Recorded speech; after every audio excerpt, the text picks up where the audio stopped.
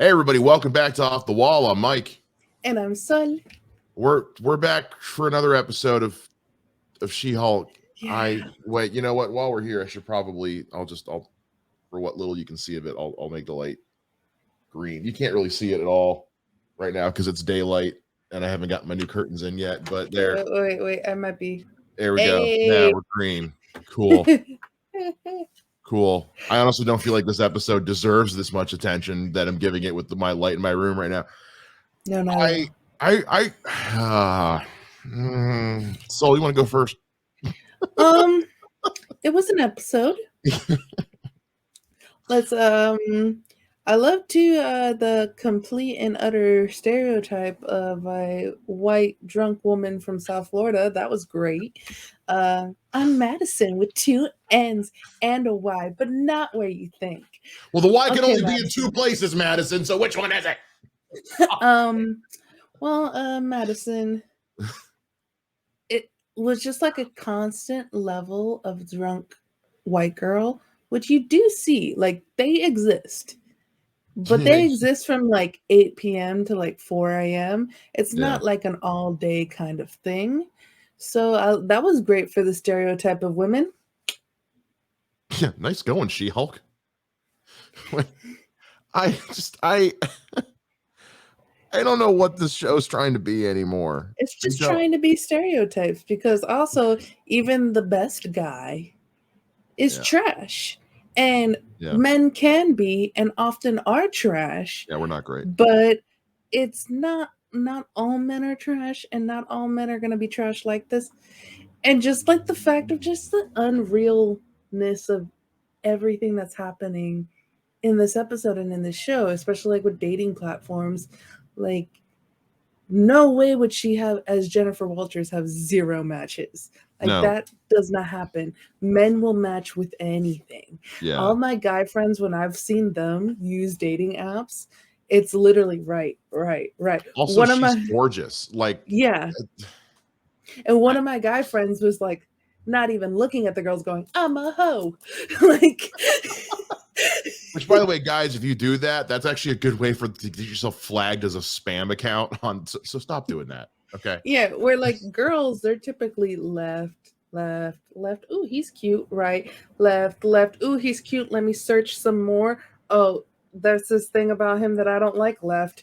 Like unless it's me, in which case it's like right. Oops, that was supposed to be a left. Shit. Oh crap! I just shake your phone. Yeah. To undo.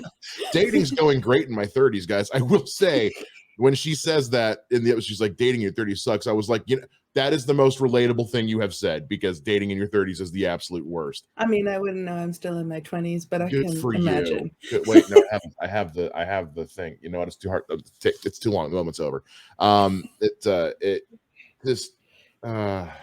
wait, no, I found it. Here it's. Oh, good for you. Yeah, gotta have that one on standby. I don't know what this show's trying to be anymore. Not like, at all. Because like even last week, I was like, when it's doing the Ally McBeal thing, when it's doing the legal comedy thing, it's fine. And I was like, okay, if we're gonna get more of that today, then we'll see. And but it was bad. This was the worst writing of any of the episodes, and each episode has been terrible writing. And I know you like the second episode more than the first, but the first episode was like the best for me, and that's not saying much. And it's just been getting worse and worse and worse. Like, the only funny parts, like, and I guess you can deem funny, that I was like, was Wong is watching Sopranos, and for the first time, apparently. Madison keeps spoiling him, and like, you don't spoil a show like that. That's not how you do it. No, I'm still not emotionally. I'm still not over the ending of The Sopranos, and it's been a long time. But there's no getting over that. I really want to like what they're doing with Wong. I really do want to like it, and I just think. I think what they're going for is funny. What's actually happening isn't. Like they're trying way too hard. The concept is hilarious. The concept of just Wong just trying to live his life and bullshit keeps getting in the way, and him befriending this kind of drunken train wreck over how much they love G&Ts and The Sopranos on paper sounds funny, but the jokes themselves are barely jokes, honestly. Yeah. It goes back to that whole thing we've seen all this whole time, which is just because it's awkward doesn't mean it's funny. Right. And it's just awkward. It's just absolute. There are just so many cringe moments in this. And to kind of like, even there where like they're going after a magician. Yeah. Close words. But they're going after a magician that used to practice in the Mystic Arts, was like there for a week and then kind of got the boot because not doing what he was supposed to. But now he's in LA, like trying to be a magician, like for pay, and kind of using the Mystic Arts when he shouldn't be. And then like, oh, does he have did he sign an NDA? Did he do this? No, we just we take an oath. There's a thing called verbal agreements.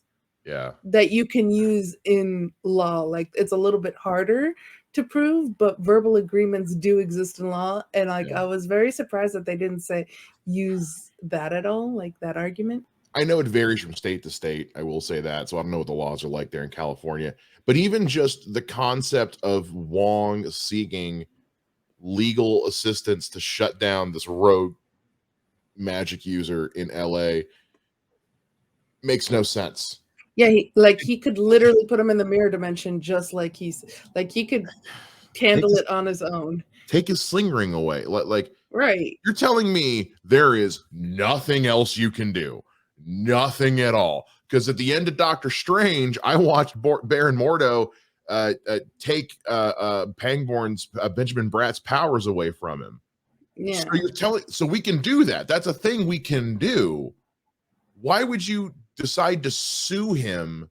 Like, I'm sorry, Wong is smarter than this show is making him out to be. Yeah. And he's already kind of a fugitive because he took Emil Blonsky out of his imprisonment and put back. So honestly, Wong could do whatever he wants. Also, are we just gonna forget that now? We're just okay. All right, we're just okay. Yeah, how can he prosecute anyone when he's a wanted fugitive? I'm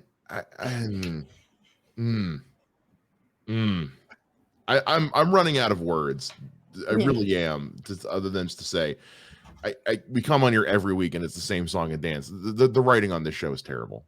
The writing is and now we're finally bringing Titania back into the mix in the stupidest way possible. She trademarked She-Hulk, which first off, she wasn't even Titania then should be going after the news because the news called her She-Hulk before she even, and like she's also not selling anything. And so therefore she could kind of use parody law. I don't know. Like this is all, it's absolutely ridiculous. Doing legal work at a bar is also kind of ridiculous to me. I've never been to a bar and seen people doing their job.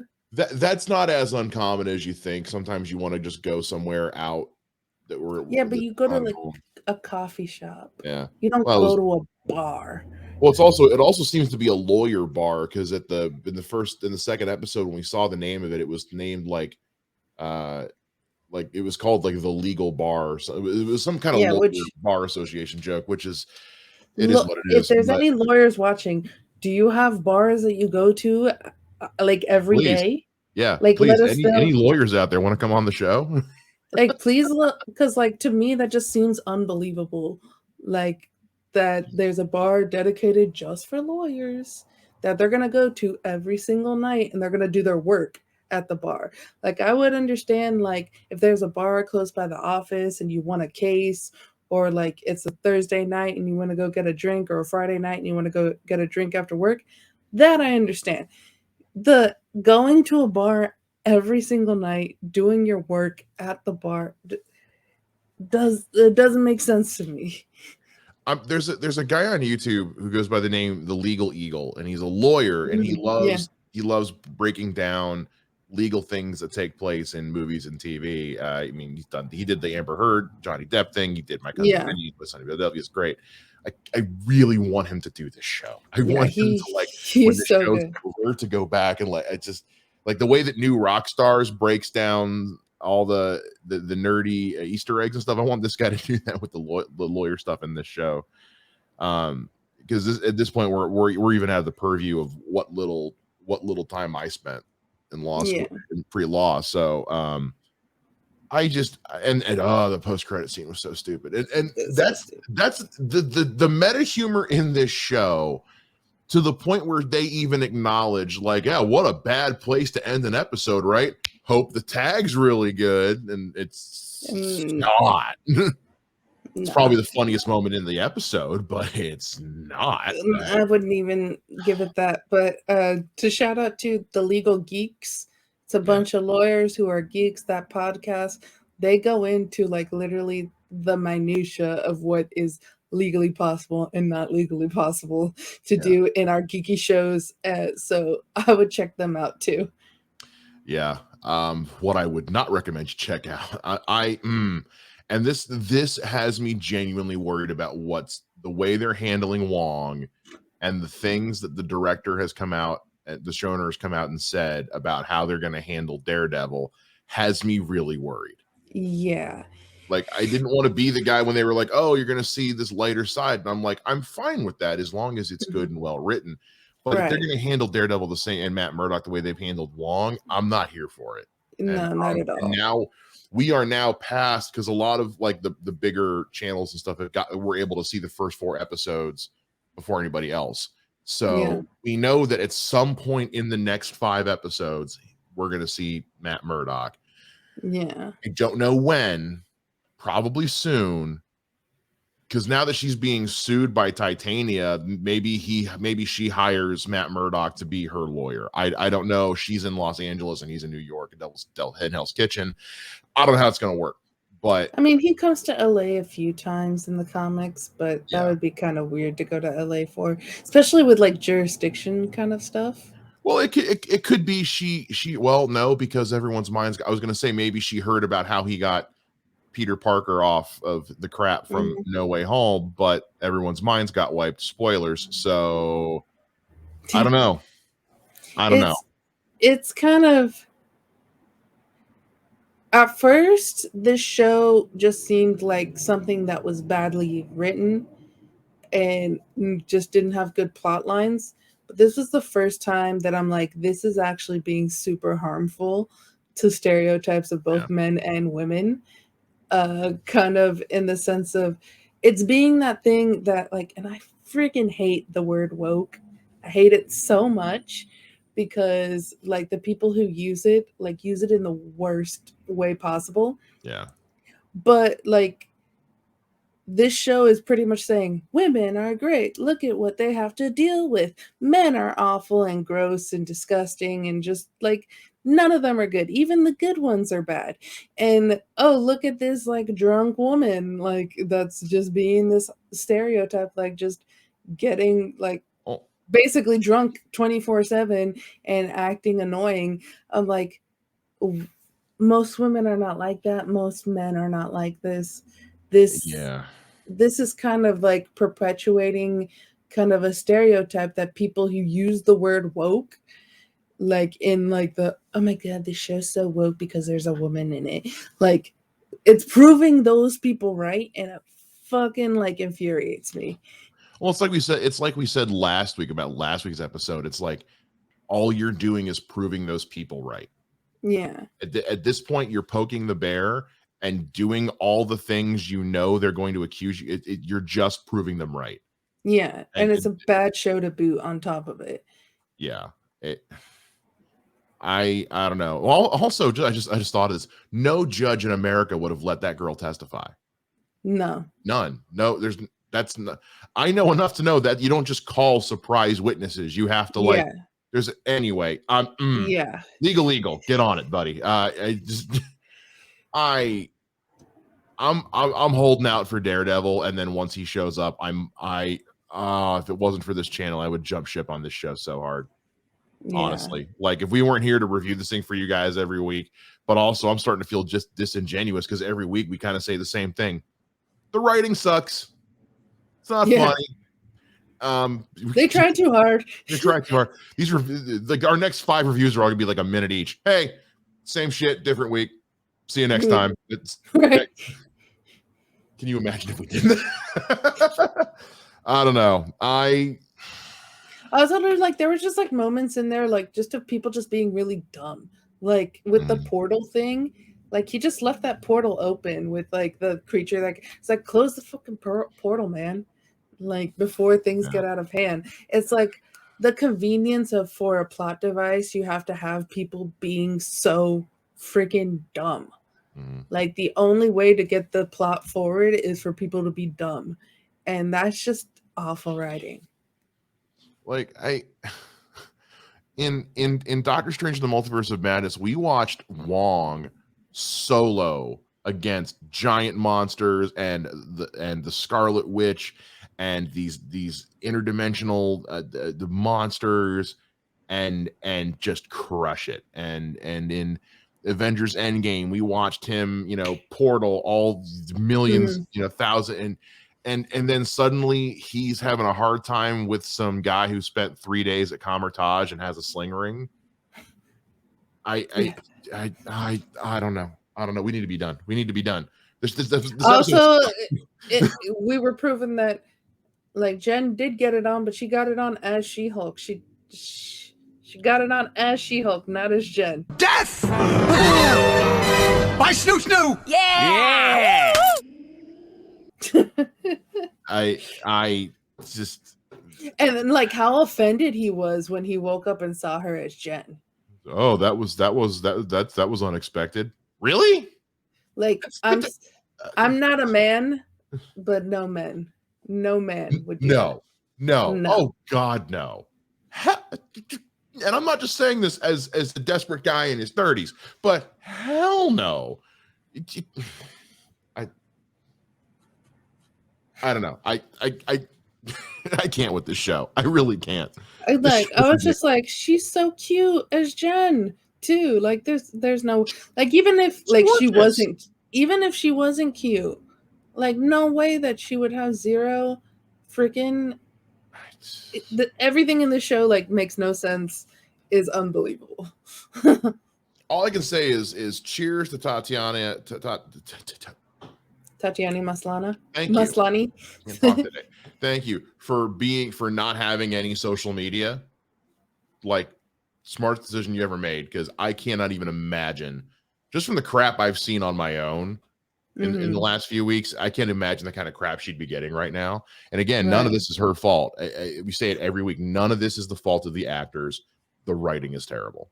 Yeah, 100%. Like, they are literally doing the best that they can with what they are given, and that's the only thing that you can really look at the show and be like, the acting is really good, but the writing is so bad that it's a bad show. Tatiana Maslany has so much natural charisma and charm. It's infectious. Like, when she's doing her fourth wall breaks, I am rooting for them so hard. I am rooting for her so hard to get a win with this.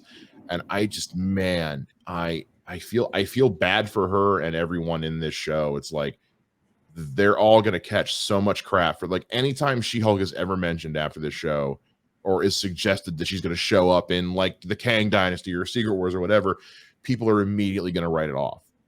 Yeah. I hope of all hopes that the second half of the season, like, gets good. Yeah. I want it to. I don't think so, but I hope. I have a little minuscule hope for it. What little hope I have is dwindling fast. And with today being Disney Plus Day, and this wasn't the only thing to drop on Disney Plus today that we're going to be talking about. But wow. This is not going to be remembered as one of the great Disney Plus days. Plain and simple. So, but hey, let us know what you guys think. Did you feel the same way we did? Did you feel differently? We want to know down in the comments. Talk about all the things we got wrong. I'm here for it. I love being told when I'm wrong. It's fantastic. So please don't ever stop. But you can let us know down below. Let us know on Twitter. You can like, subscribe, hit the notification bell, and we'll see you guys again next time here on Off the Wall. Ah!